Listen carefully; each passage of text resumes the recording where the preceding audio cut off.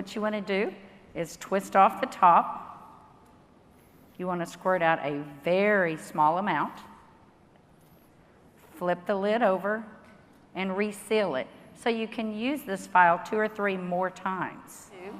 Is tap a very, very thin layer. I'm just tapping a very thin layer on her skin, but you want to leave it about 10 or 15% damp on the skin. Do not rub it all the way in because the product works as it's drying, so you want it to allow it to do this. Okay, I'm gonna start a timer. I can't see the... Now, you haven't seen anything yet. You can use Instantly Ageless before or after your makeup. First of all, you want to do all your preventative maintenance and all the good stuff first.